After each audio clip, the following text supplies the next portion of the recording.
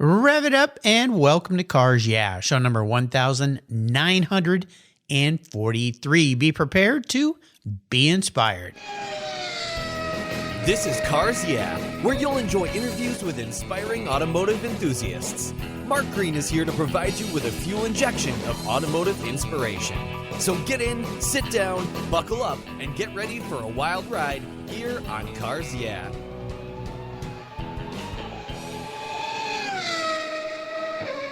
Hello, inspiring automotive enthusiasts, and welcome to Cars Yeah. Today, I'm in Somerville, Georgia, with a very special guest by the name of Dwayne Mattox. Dwayne, welcome to Cars Yeah. Do you have it in gear, and are you ready to release the clutch? I am ready, Mark. Let's do it. I think we're going to have some fun. Now, before I give you a proper introduction, would you share one little thing with our listeners today that maybe most people don't know about you? Most people do not know I was born in Scotland. Scotland? I'm a military brat. Oh, yeah. Like my wife. Well, you know, you have this look a little bit of a Scottish warrior with that big beard and the mohawk hair. I mean, you look like a guy that would be traveling over the hills. Did you live there for very long? So we were there until I was like 3 or 4 years old. Okay. And the funny story of it is there wasn't many children my age, so we had a nanny. And she was Scottish. So when we moved back, the military put my family in Kentucky, which is not the biggest metropolis in the world where we were at. And I show up at 4 or 5 years old with a very strong Scottish accent. Yeah, so you go into the South, which is very kind of Southerners. Now, you got a bit of a Southern accent today, but can you still speak with a little bit of a Scottish accent? No, it's all I've gone? lost. They teased it out of me. You got to. You got to, with my age, it was in the early 70s, like 1970. Yeah. So they weren't very forgiving then. Yeah, little kids aren't for some reason. I think that just builds character or something like that. It makes you tough. You grow up tough. Yeah. That's right. Yeah, well, you have to. That's for sure. Well, let me give you a proper introduction. We're going to talk about something that you're having fun with today, and that is your career and your path and TV shows and everything. Dwayne Mattox is an engineer for Miller Welders. Miller leads the welding industry by building advanced solution-focused products and meeting crucial needs for welding safety. He has been welding for over 45 years. Now, if you look at him, you'd think he started welding when he was about 2, but I think he's going to share it was a little bit older, maybe 7 or something like that. And he's welded everything from space launch platforms to underwater oil rigs and 3,000 horsepower automobiles. Dwayne has made many close friends in the auto industry, including David Ankin of Toy Makers, Sam Amadavi of Sam's Garage, and Jesse James of West Coast Choppers. I've met him before. He is quite a character. You've seen him on multiple television shows, including Underwater Empire on Netflix, and he'll be on the soon-to-be-released scripted racing show, The Fast Society, and the new season of Monster Garage. We got a TV celebrity with us today. We'll be back in just a minute to talk with Dwayne, but first a word from our valued sponsors, so give them a little love today, and we'll be right back.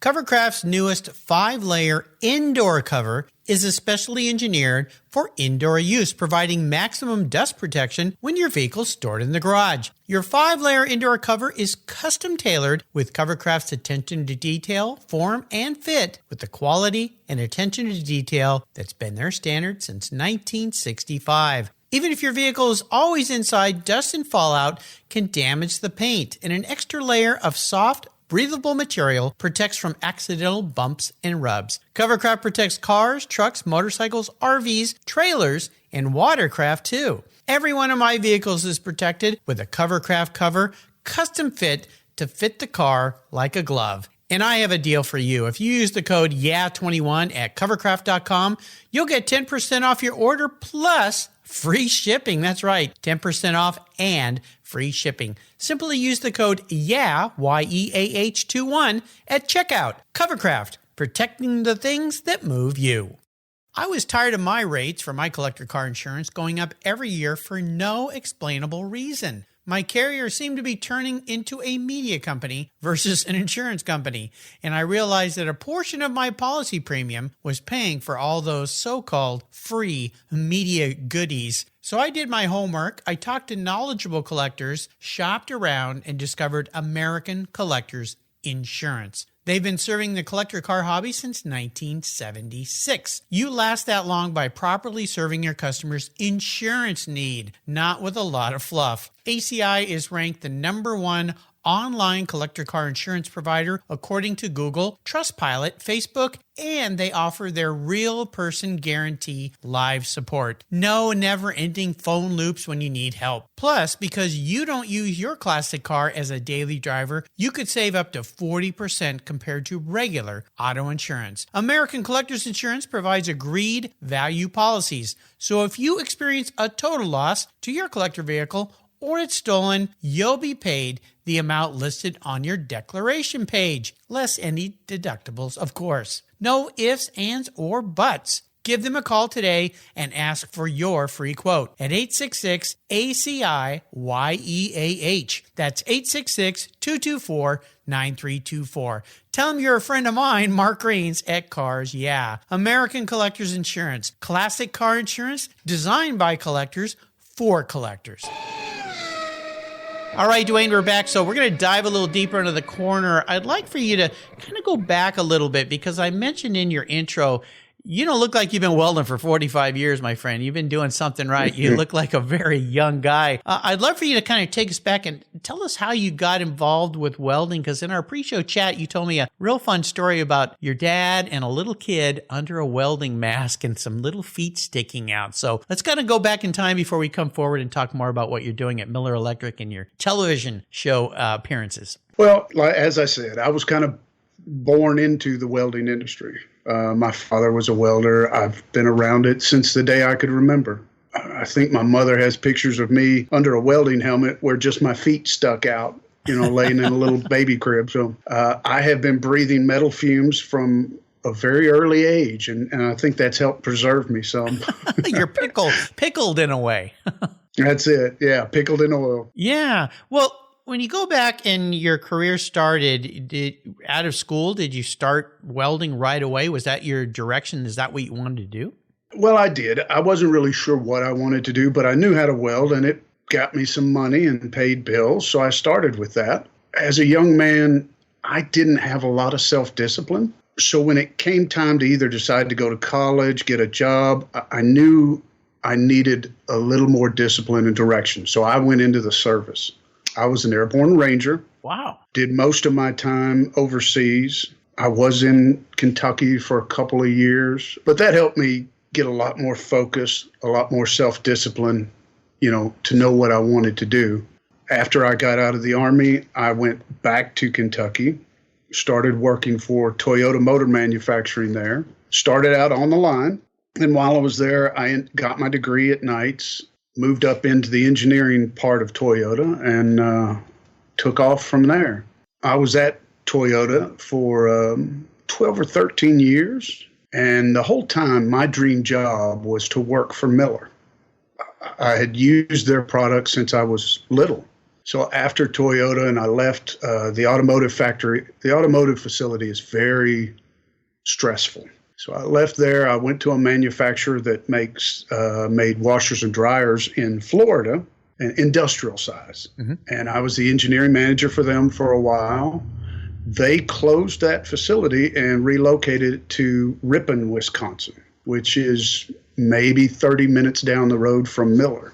A series of very happy events. I met some of the engineers and guys from Miller. Somebody had called them to fix something, and by the time they had showed up, I already had it fixed. So they started talking to me and said, "Hey, you know anyone that would like to go back to the South?" And I said, yes, I do. Yeah. I spent one winter in Wisconsin, and that made me decide real quickly I needed to go back south. Yeah, tough winters. Well, this is a nice segue because Miller Electric Manufacturing, your guys are headquartered in Appleton, Wisconsin. Is that right? That's correct. Wholly owned by Illinois Tool Works. This is one of those, you think welding, you think Miller. It is what it is. And I love the fact that your tagline is the power of blue, that blue light in welding, which is pretty cool. So let's talk about Miller. You're an engineer there. I'd love for you to share more about what the company is all about, what you do there, because it's a mainstay in the welding industry. Yeah, Miller is... It surprised me, and I tell people this, coming out of the automotive and coming out of manufacturing, I just thought that's the way companies were. When I met the people at Miller, I was very suspicious at first. I thought, there's no way these people are this nice. There's no way these people on the line take this that serious. Yeah. You have people, when I go up to visit, line workers at Miller, like the team leaders will come up and say, Dwayne, you have any problems with customers? Anything getting out of here bad? Not the supervisors, not the bosses. The people doing it ask because they want to know and they want to fix it. Nobody makes them do this. They take it personal. And I had never seen that level of buy-in before. It was just stunning to me. Well, so it's a culture then that has been created around this that builds it's like a pride, a family. It really is like a family. I know it sounds hokey, but when someone's relatives dies, you get hundreds of calls and messages and gifts. And it's hard to believe in this day and age in manufacturing. It is without a doubt the best company I've ever been with. How do you think, and this is really important because a lot of people who listen to Cars Yeah are business owners, people that work in businesses, and you hear this from time to time about, and it's a fairly large company too, that somehow they've been able to take this culture and sprinkle it down, trickle it down through all the workforce. Because you're right, many companies, the workers come to work and it's just a job and they can't wait for the 5 o'clock bell. This sounds like it's a whole opposite. So how do you think, having been there for a while now, they've managed to do that? They keep that approach from the top down. Okay. And it's not just lip service. They mean it. So when I first hired in with Miller, I had only been with them about 3 months. I had relocated to Birmingham, Alabama at the time, and went to get a physical. Just, found a new doctor. Physical was how you started your relationship with him. About a week after that, I get a call from the doctor, and he's telling me that I have cancer. Oh, wow. Okay. So this was back before all the changes for pre-existing condition and all that.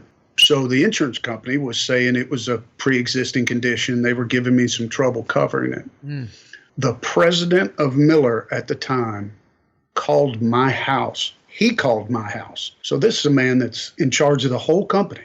He asked how I was doing, how my family was doing. And I had mentioned, I said, well, I'm having a little issues with insurance because they're saying it's pre-existing. That man was upset.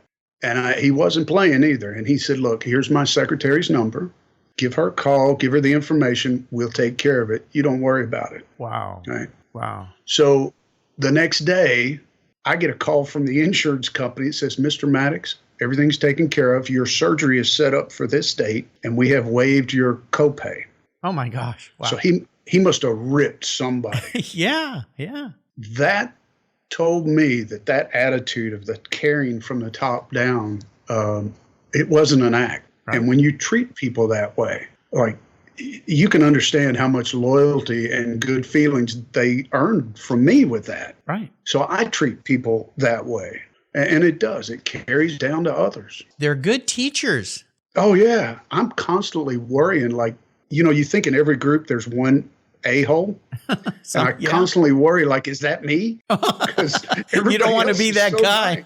Nice. Yeah. Everybody else is so great. I'm thinking, oh man, am I the bad guy? Oh, I don't think so, Dwayne. Well, I really appreciate you sharing a really personal story there. It's a testament to this company. And these are the kind of companies and you just answered the question, top down. I mean, for a company that size, for the president, for a new person to come in and for him to take that caring gesture and take care of things for you, that's how you build loyalty. That's how you build strong workforces. That's how you build people that work together, not against each other. It's actually a tremendous story, and I'm glad that you shared that with us. I also want to talk about your TV dumb, because you have been on some TV shows and you made some pretty cool friends over the years. How has that happened? How did that come to fruition? I really don't know. Just talking to them through the welding industry. Some of them we sponsor. We sponsor Toy Makers TV show, and we sponsor Sam's Garage. Just talking to the guys, we get along.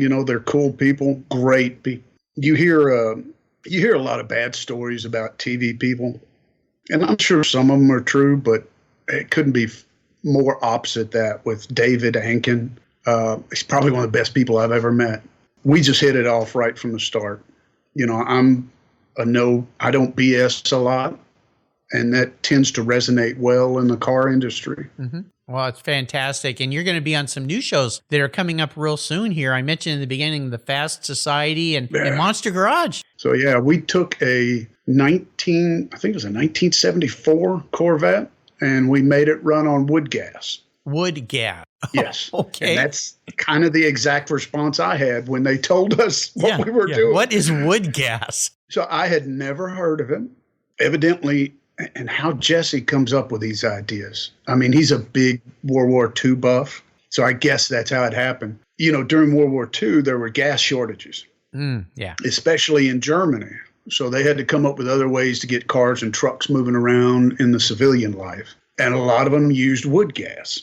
So when you burn wood, methane is produced in the smoke. So really all you have to do is capture that smoke, filter it, cool it a little bit, dump it right back into the throttle body, and it runs. Wow. And it runs pretty good. Wow. Yeah. I think we got up to 70 or 72 miles an hour in that Corvette. Holy cow. On wood gas. Yeah. Who'd have thought? On wood gas. Yeah, we had a burner. We had there's a component on the side where you put the wood in, and it goes through what's called a gasifier. So it's basically a pit where it's burning and little jets out the side that the gas escapes through. You run that through a filter, and then out of the filter, it goes through an intercooler, which is like a radiator mounted outside the vehicle. And then we just dump it right back in the throttle body. Oh my gosh, that's wild. It ran good. Yeah. And I was kind of proud. I don't think anyone else has ever gotten to drive one of the monsters, but I got to back it out of the garage when we got it running. So nice. Very cool. I love it. I would love to get your opinion on something. Things are radically changing in the world in many ways. And one of them is workforces. TechForce is a sponsor, they're a sponsor, but I support them through a charity to help young people get into the trades. And Mike Rowe's a good example. Mike Rowe, of course, known on TV, Dirty Jobs, of promoting young people or old people changing their careers to work in industries that are maybe not as typical as going from high school to college to professional trades. Used to call them blue collar jobs. I call them new collar jobs because TechForce taught me that. I'd love your opinion and your positivity on young people listening that's a viable place to go work these days. These are well-paying jobs, but more importantly, they're enjoyable if you love to do things with your hands. I've had hundreds of people on the show. You're a guy that did this, and you've created this career that's multifaceted. You're a diamond with I'm not going to say in the rough anymore because you're polished, but you've got all these different facets to you, to what you do. I'd love your opinion on that and encouragement for young people listening that these are viable career paths. Oh, absolutely. There's no limit. I mean, wow, just look at what I've been able to do with welding. You can still get degrees like engineering if you feel the need or if that's your predilection, but the welding and the trades, that can take you as far as you could imagine. Now, I personally take a lot of satisfaction trying to help young women get into the welding field because I'm sure you can imagine it is a very male-dominated field, and that's just the way it's been. Mm-hmm. It's not because there's a bunch of guys saying you can't. There's just never been a lot of interest put into it on the female welder side, and I think that's changing. We're starting to get a lot more women welding. A lot more young girls are looking at it, and that's, in my mind, that's how we're really going to grow. You know, and if we're totally honest with ourselves, usually by the time you get into your 20s, most guys have beat the crap out of themselves. I know I did. So women typically have a better hand-eye coordination. And the ones you see that are in the industry are extremely good. Yeah, absolutely. You know, they have to be. Yeah, the late Jessie Combs is a great example of that. Of course, yeah. You know, I was fortunate to have met her many times, interview her. She's been a guest on the show, and she influenced and gave inspiration to so many young women that through her classes that she taught, and that's ongoing today. There's a foundation that has her name on it and so forth. I think it's very, very true, and I'm seeing it more and more, especially since I've had over 350 women on the show that work in the automotive sector that go into this. So I'm really happy to hear that. I would assume you've had some great mentors in your life. You've been a great mentor in many people's lives. Is there somebody that stands out for you? I thought about that question a lot, and I don't think I've really had a mentor per se. I've made a ton of mistakes. And that seems to be the only way I can learn. I would think the best driving factor for me, the motivating thing for me, and this will sound crazy, but it has been the cancer. I was first diagnosed with this in 2007. And when a doctor starts giving you odds, says, hey, we've got pretty good luck with this, but you've got a 50-50 chance. Yeah. That puts things into priority immediately. Little things don't bother you. You start, not to sound hokey, but you start to appreciate the important things. You realize tomorrow's not promised. And I think after that happened, and trust me, I had a bad point in there where you go through depression and you have to deal with it. But once I got my mind wrapped around it, that pushes you. And I knew for a fact, you believe you know this, but until you're faced with something like that, you don't truly know tomorrow's not promised. If you're going to do it now and do it right. Put everything you have into it. And if you're not willing to do that, do something else, So that has, to be honest, that cancer has taught me more than anything in my life. I'm thankful for the people who taught me welding and got me started in it and motivated in it. But I think I've made a lot more improvements since then, especially as a person, Right. You seem to be a very at peace person to me. And I'll tell our listeners, we had a great little pre-show chat, and Dwayne told me about his cancer fighting, and he's sitting here today as we're talking with his arm in a sling because he's been through a bunch of surgeries to repair some things. And what you just shared is so important. And we hear this over and over, but if you haven't been faced with that slap in the face. I've had family members who've had cancer. My mom is a 30-year cancer survivor. And I'll remember that day I took her to the hospital and the doctor came out and said, your mom's got cancer. And it wasn't even me, but it was just like a hammer hit you in the face, and she was only 50 at the time, I believe. So it wakes you up a lot. But let me ask you this. How are you doing today? How are you feeling today? I'm good. Everything came out okay with the last surgery. I just have to get over this one and get back in the gym, and I'll be good. Well, we talked about that, the importance of exercise, and you are a bodybuilder. You're an exercise fanatic. You work out all the time, and the doctor gave you a little notice saying maybe you shouldn't be going to the gym. But to me, I was like, well, wait. there's different levels of the gym, right? intensities, but the gym is important. Exercise is important. And unfortunately, Mark, I'm one of those that I've always believed if you're going to be a bear, be a grizzly, right? Yeah. So if I'm going, it's hard for me to dial it back and be a little more sensible. But I'm thinking I'm going to have to after this one. Well, yeah, maybe change the tactics a little bit, redial the dials a little bit. But, well, I'm glad you're feeling well. You sure look great. Like I said, you don't look like you're an aged old grizzly bear welder like I might have expected from somebody that's been doing this as long as you've been doing it. Let's look ahead with a very positive outlook here. It's the only way to go through life, which is something that you've learned from this. That's right. And that is a bucket list. Are there some things that you'd still like to accomplish in your bucket list moving forward?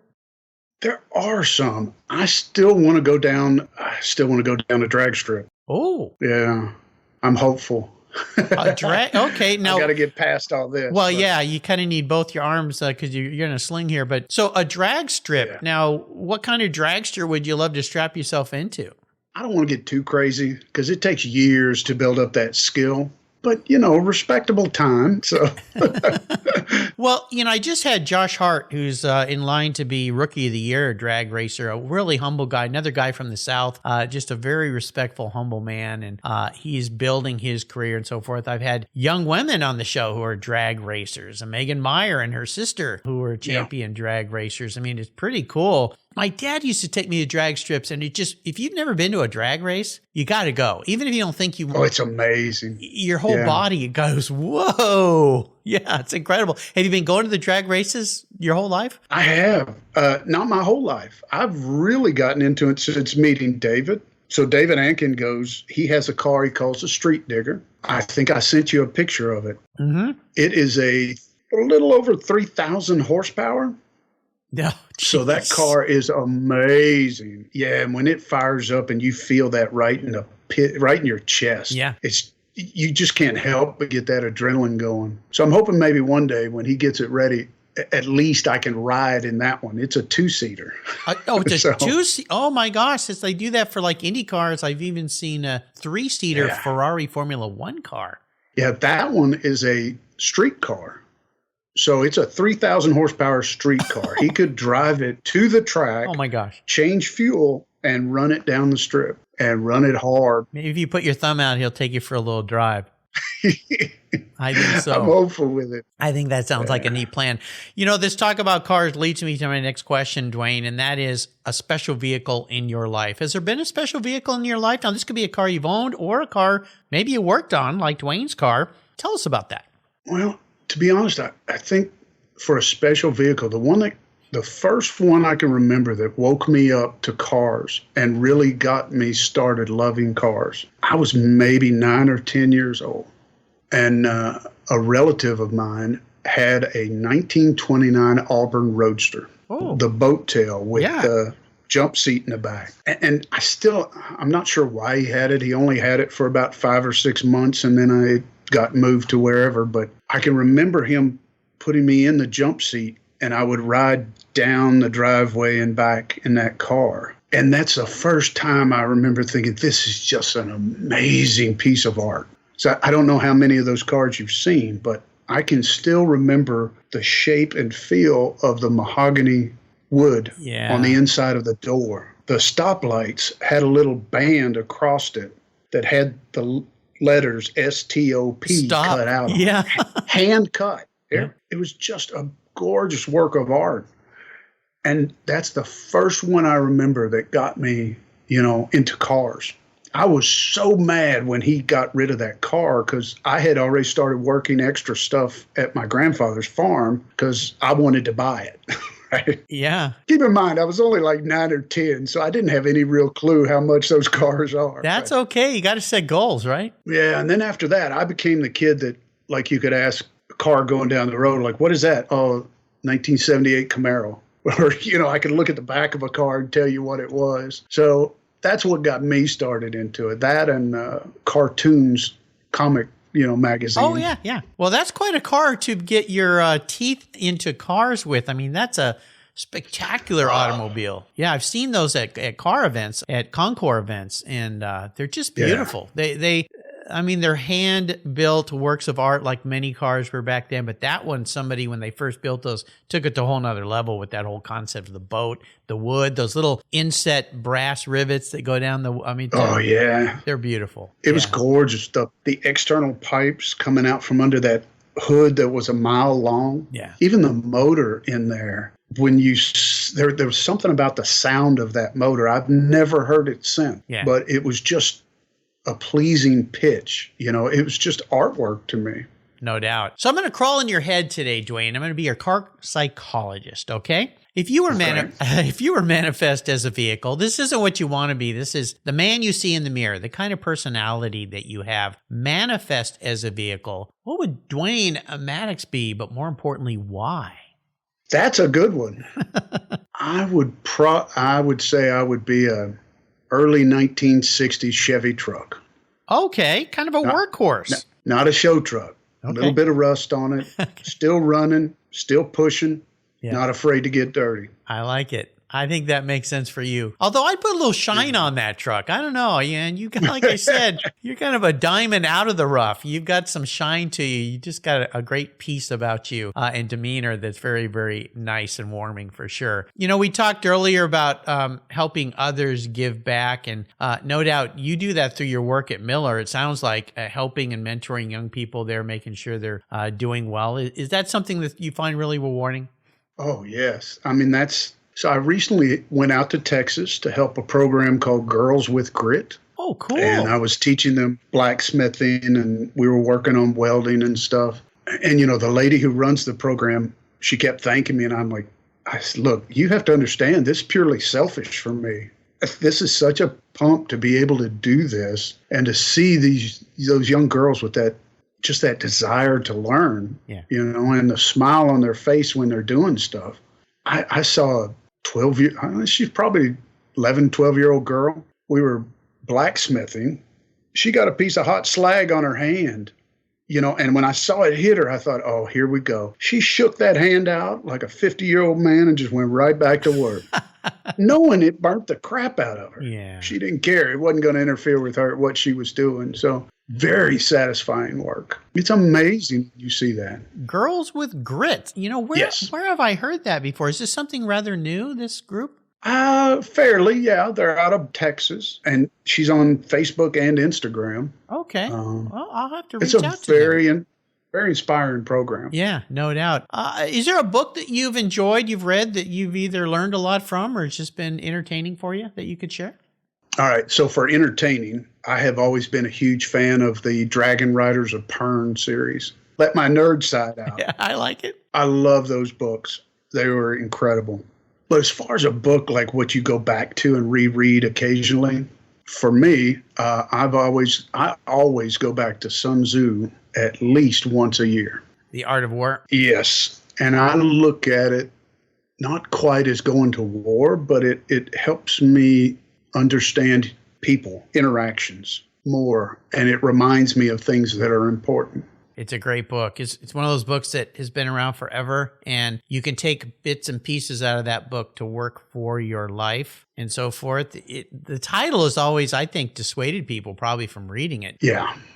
Yeah, you're right. It's not about war so much as psychology of man. Exactly. Right? Yeah. Yeah, great reference. I've got a new book I've started. Brett Weinstein and his wife had put out recently, and it's The History of Everything. So I've just started that one. It seems to be really good up front, but we'll see how that one goes.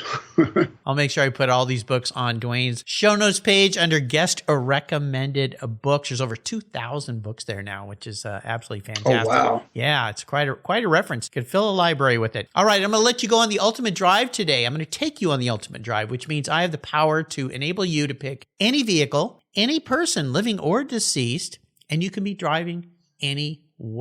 Now, you mentioned earlier wanting to go on a drag drive. So maybe we'll take that off the table now and go on some other kind of a journey. So what does that ultimate drive look like for you? So to be honest, I would have two of them.